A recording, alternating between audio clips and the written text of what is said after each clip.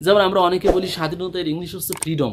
তাহলে ফ্রিডম বলতে আমরা বোঝাচ্ছি স্বাধীনতা, আবার লিবার্টি শব্দটা হচ্ছে স্বাধীনতা, আবার ইন্ডিপেন্ডেন্স বলতে বোঝাচ্ছে স্বাধীনতা। এগুলোকে ইংলিশে বলা হয় সিনোনিম। তাহলে আপনি ফ্রিডম বলেন, লিবার্টি বলেন, ইন্ডিপেন্ডেন্স বলেন, একটু যদি খেয়াল করে দেখেন যে ইন্ডিপেন্ডেন্স শেষে কিন্তু আপনি বুঝতে পারবেন আর স্বাধীনতার কোনো অস্তিত্ব নাই, কিন্তু আমরা উপলব্ধি করতে পারি। তাহলে এগুলো অবশ্যই কি হবে? Abstract noun. বিসমিল্লাহির রহমানির রহিম। Welcome to English basic grammar class. আজকে আমরা অ্যাবস্ট্রাক্ট নাউন সম্পর্কে বিগত সরকারি বিভিন্ন দপ্তরে যে প্রশ্নগুলো চলে এসেছিল সেই প্রশ্নগুলো সমাধান করার চেষ্টা করব ইনশাআল্লাহ। আজকে আমরা 5টি কোশ্চেন সলভ করব অ্যাবস্ট্রাক্ট নাউনের আলোকে। তো আমি বিগত আমার টিউটোরিয়ালগুলোতে অ্যাবস্ট্রাক্ট নাউন সম্পর্কে কথা বলেছিলাম। আসলে অ্যাবস্ট্রাক্ট নাউন হচ্ছে এমন এক প্রকার নাউন যে নাউনের কোনো অস্তিত্ব নেই, যেগুলো আমরা সইতে পারি না, ধরতে পারি না, স্পর্শ করতে আমরা পারি না, সেই প্রকার নাউনগুলো হচ্ছে মূলত অ্যাবস্ট্রাক্ট নাউন। তাহলে অ্যাবস্ট্রাক্ট নাউন হচ্ছে এমন এক প্রকার noun. Abstract noun is such type of noun which has no physical existence, যেগুলোর কোনো বাহ্যিক অস্তিত্ব নেই। Which can not be seen, যেগুলো আমরা দেখতে পারি না। Which can not be touched, যেগুলো আমরা স্পর্শ করতে পারি না কিন্তু আমরা অনুভব করতে পারি।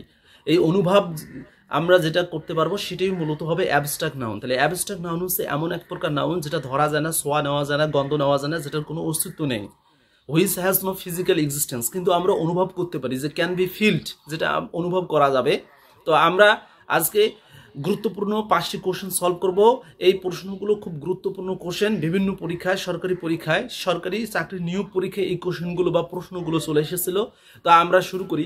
প্রথম যে প্রশ্ন এখানে দেওয়া আছে, এই প্রশ্নটা এসেছিল NSI পরীক্ষায়, চাকরি পরীক্ষার এটা একটা কোশ্চেন। এখানে বলা হচ্ছে যে হুইচ টাইপ অফ নাউন, মানে কোন প্রকারের বিশেষ্য, কাইন্ডনেস হচ্ছে কোন প্রকারের বিশেষ্য। তাহলে এখানে আন্ডারলাইন করে দেওয়া হয়েছে যে কাইন্ডনেস। কাইন্ডনেস শব্দের অর্থ হচ্ছে কি? দয়া। আমরা জানি যে কাইন্ড শব্দের অর্থ হচ্ছে কি? দয়ালু। আর কাইন্ডনেস শব্দের অর্থ হচ্ছে দয়া। আসলে দয়ার কোনো অস্তিত্ব নেই। এটা একটা one kind of human quality. এটা এক প্রকার কি? মানবিক একটা গুণ। One kind of human quality, এটা এক প্রকার মানবিক গুণ। তাহলে কাইন্ডনেসের কোনো ফিজিক্যাল অস্তিত্ব নেই, বাহ্যিক কোনো অস্তিত্ব নেই। তাছাড়া কাইন্ডনেস ধরা যায় না, স্পর্শ করা যায় না, কিন্তু আমরা উপলব্ধি করতে পারি। তাহলে এখানে অপশন আমরা দেখতে পাচ্ছি প্রপার, কমন, অ্যাবস্ট্রাক্ট এবং কি দেওয়া আছে? ম্যাটেরিয়াল। তাহলে কাইন্ডনেসের যেহেতু কোনো অস্তিত্ব নাই, তাহলে এটা অবশ্যই এটা অ্যাবস্ট্রাক্ট নাউন হবে। তাহলে অ্যাবস্ট্রাক্ট নাউনের আসলে কোনো অস্তিত্ব নেই, কিন্তু আমরা অনুভব করতে পারি। এবার কোশ্চেন নাম্বার 2 বলা হচ্ছে বিউটি ইজ ট্রুথ, অর্থাৎ বিউটি শব্দের অর্থ হচ্ছে সৌন্দর্য, ইজ ট্রুথ মানে হচ্ছে সত্য। তাহলে সৌন্দর্যই হচ্ছে সত্য।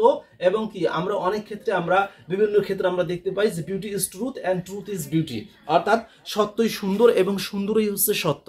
এটা খুব গুরুত্বপূর্ণ একটি কথা, কিন্তু আসলে আমাদের সবাইকে বুঝতে হবে যে beauty is truth and truth is beauty.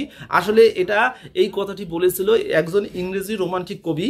এই কবির নাম হচ্ছে জন কিটস। আসলে রোমান্টিক যে কবিগুলো আছে, রোমান্টিক কবির মধ্যে সবচেয়ে ইয়ংগিস্ট ছোট রোমান্টিক কবি হচ্ছে জন কিটস। আর জন কিটসের একটি বাণী হচ্ছে beauty is truth and truth is beauty, অর্থাৎ সত্যই সুন্দর এবং সুন্দরই হচ্ছে সত্য। আসলে এখানে যে প্রশ্নে বলা হচ্ছে যে বিউটি ইজ ট্রুথ, এখানে বিউটি নিচে আন্ডারলাইন, অর্থাৎ বিউটি, এখানে বিউটিকে খুঁজে বের করতে হবে। আসলে বিউটিটি এখানে কি? এই প্রশ্নটি চলে এসেছিল শিক্ষক নিবন্ধন বিগত সালের কোশ্চেন। এইখানে অপশনে দেওয়া আছে প্রোনাউন, তারপর বলা আছে অ্যাবস্ট্রাক্ট নাউন, তারপর বলা আছে কমন নাউন, তারপর বলা আছে কালেকটিভ নাউন। তাহলে বিউটি শব্দের হচ্ছে সৌন্দর্য। তাহলে সৌন্দর্যের আসলে কোনো অস্তিত্ব নেই, আর সৌন্দর্য ধরা যায় না, স্পর্শ করা যায় না। তাহলে অবশ্যই এখানে সঠিক অ্যান্সার হবে অ্যাবস্ট্রাক্ট নাউন। তাহলে সৌন্দর্য হচ্ছে এখানে অ্যাবস্ট্রাক্ট নাউন। তাহলে বিউটি ইজ ট্রুথ, তাহলে সৌন্দর্যই হচ্ছে কি? সত্য। বিউটি মানে সৌন্দর্য, সৌন্দর্যই হচ্ছে কি? সত্য। এবার আমরা কোশ্চেন নাম্বার 3 দেখি। এই প্রশ্নটা চলে এসেছিল শিক্ষক নিবন্ধন বিগত সালের কোশ্চেন। এখানে বলা আছে which one is abstract noun, অর্থাৎ নিচের কোনটি যে এখানে অ্যাবস্ট্রাক্ট নাউন। আমরা অপশন দেখতে পাচ্ছি চিলড্রেন, তারপরে বলা হচ্ছে অনেস্টি, তারপরে বলা হচ্ছে ফ্লোক, তারপরে বলা হচ্ছে ক্যাটেল। আমরা জানি ক্যাটেল শব্দটা হচ্ছে যে গবাদি পশুর পাল, তারপরে ফ্লোক মানে হচ্ছে ঝাঁক অথবা কি পাল বোঝায়। অনেস্টি এর বাংলা অর্থ হচ্ছে সততা। আর চিলড্রেন মানে হচ্ছে বাচ্চা বোঝাচ্ছে। মানুষের বাচ্চা বুঝলে সেটাকে ইংলিশে বলি কি? চিলড্রেন, বাচ্চা বা বাচ্চারা বোঝায়, এরকম বাংলা অর্থ আসে। তো এখানে আমাদের অ্যাবস্ট্রাক্ট নাউন আমরা যদি একটু লক্ষ্য করি যে অনেস্টি শব্দের অর্থ হচ্ছে সততা।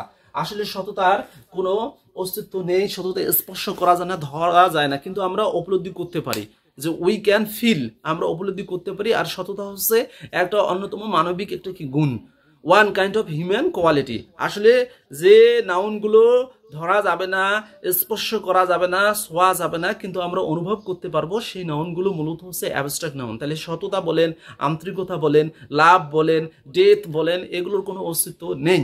আর যে নাউনগুলোর অস্তিত্ব থাকবে না সেই নাউনগুলো হচ্ছে অ্যাবস্ট্রাক্ট নাউন। তাহলে এখানে শিক্ষক নিবন্ধন পরীক্ষার যে কোশ্চেনটা, এখানে আমরা দেখার চেষ্টা করি বিগত সালের কোশ্চেন, যে অ্যাবস্ট্রাক্ট নাউন এখানে আমাদের যে অপশন দিয়ে বলা হচ্ছে যে অ্যাবস্ট্রাক্ট নাউন কোনটি, চিলড্রেন, অনেস্টি, ফ্লোক এবং ক্যাটেল। যেহেতু অনেস্টি মানে সততা, এটার কোনো অস্তিত্ব নেই, তাহলে সঠিক অ্যান্সার হবে এখানে অনেস্টি হবে এখানে অ্যাবস্ট্রাক্ট নাউন। আর এখানে ফ্লোক শব্দ হচ্ছে ঝাঁক অথবা হচ্ছে পাল, এটা হচ্ছে আমরা জানি যে ঝাঁক অথবা পাল, আর ক্যাটেল মানে গবাদি পশুর পাল অথবা দল বুঝাচ্ছে, তাহলে এগুলো হচ্ছে কালেকটিভ নাউন, এগুলো হচ্ছে কালেকটিভ নাউন। আর চিলড্রেন মানে হচ্ছে বাচ্চা, বাচ্চার স্পেসিফিক ভাবে কোনো নাম নেই, তাহলে এটা অবশ্যই এখানে কমন নাউন হবে। তাহলে এটা কমন নাউন, এটা হচ্ছে কালেকটিভ নাউন, এটা হচ্ছে কালেকটিভ নাউন, আর এইটা হচ্ছে তোমার কি অ্যাবস্ট্রাক্ট নাউন। তাহলে যেহেতু অনেস্টি মানে সততা, এর কোনো অস্তিত্ব নাই, তাহলে এটা হবে অ্যাবস্ট্রাক্ট নাউন। এবার পরের কোশ্চেন দেখি, কোশ্চেন নাম্বার 4, এখানে বলা হচ্ছে যে উইদাউট হেলথ মানে স্বাস্থ্য ছাড়া দেয়ার ইজ নো হ্যাপিনেস, মানে কোনো সুখ নেই। হ্যাপিনেস শব্দের অর্থ হচ্ছে সুখ। এখানে অপশনে বলা হচ্ছে যে হ্যাপিনেস আসলে কোন প্রকারের নাউন, অপশনে দেখতেছি প্রপার নাউন, তারপর কমন, তারপর কালেকটিভ এবং অ্যাবস্ট্রাক্ট নাউন। তাহলে এই কোশ্চেনটি চলে এসেছিল প্রাইমারি শিক্ষক নিয়োগ, সহকারী শিক্ষক নিয়োগ পরীক্ষায় বিগত সালের কোশ্চেন। তাহলে আমরা এখানে দেখি হ্যাপিনেসকে মেনশন করে বলা হচ্ছে যে আসলে হ্যাপিনেস কোন প্রকারের, এটা কি নাউন।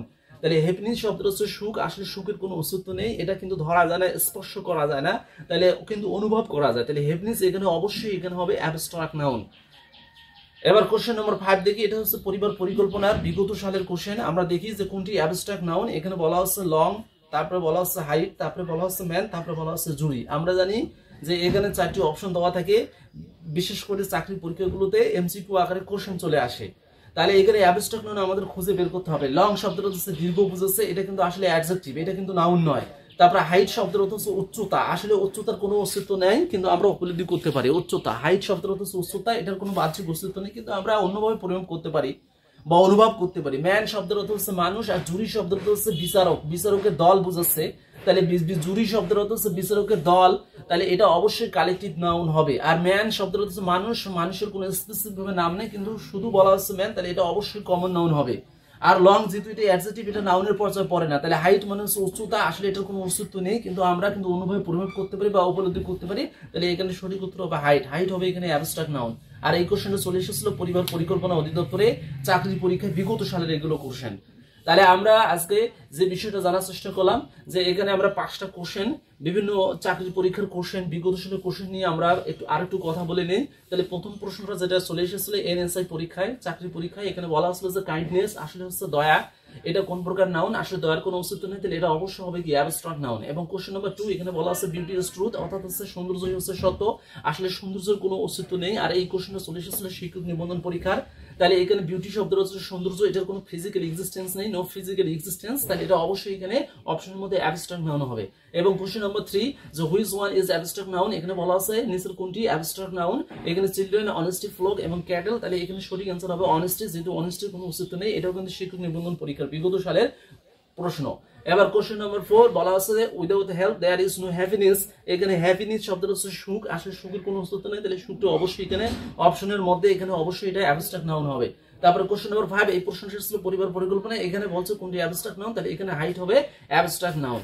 তো আপনারা যারা চাকরি পরীক্ষায় অংশগ্রহণ করতেছেন, বিভিন্ন ধরনের বই সংগ্রহ করেছেন, বিভিন্ন ধরনের বইয়ে অনেকগুলো কিন্তু টপিক অনুযায়ী কোশ্চেন দেওয়া আছে, আপনারা বাসায় সলভ করবেন। আর যদি কোনো সমস্যা হয় আপনারা কমেন্টে আমাকে জানাতে পারবেন, এবং সেই অনুযায়ী আমি আবার টিউটোরিয়াল তৈরি করবো ইনশাল্লাহ।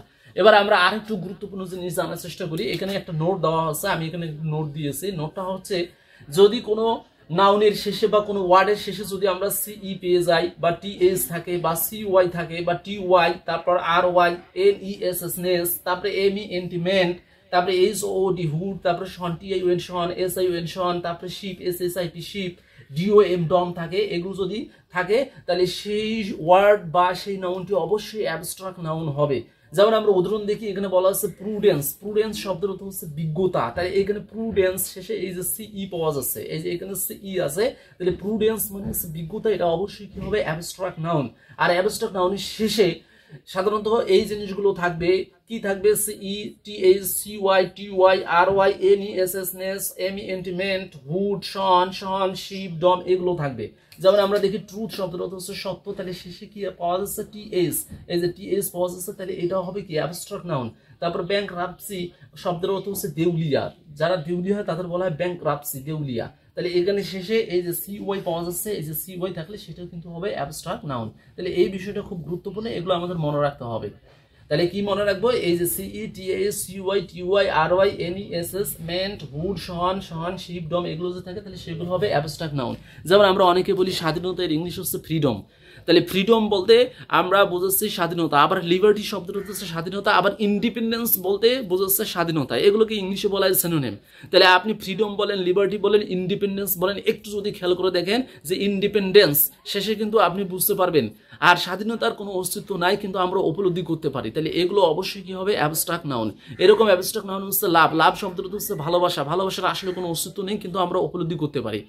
তাহলে পরবর্তী টিউটোরিয়ালে আমি মূলত কাউন্টেবল এবং আনকাউন্টেবল নাউন এবং এই আনকাউন্টেবল এবং কাউন্টেবল নাউনের আলোকে বিগত সালের যে কোশ্চেনগুলো আসছিল বিভিন্ন চাকরি পরীক্ষায়, সরকারি পরীক্ষায়, শিক্ষক নিবন্ধন, প্রাইমারি শিক্ষক নিয়োগ পরীক্ষায়, পরিবার পরিকল্পনা এবং ব্যাংক পরীক্ষায় যে প্রশ্নগুলো চলে এসেছিল ওই আলোকে আমি আলোচনা করার চেষ্টা করব। সবাইকে আমন্ত্রণ জানিয়ে আজকে আমি এখানে শেষ করছি। আল্লাহ হাফেজ, সবাই ভালো থাকবেন, সুস্থ থাকবেন।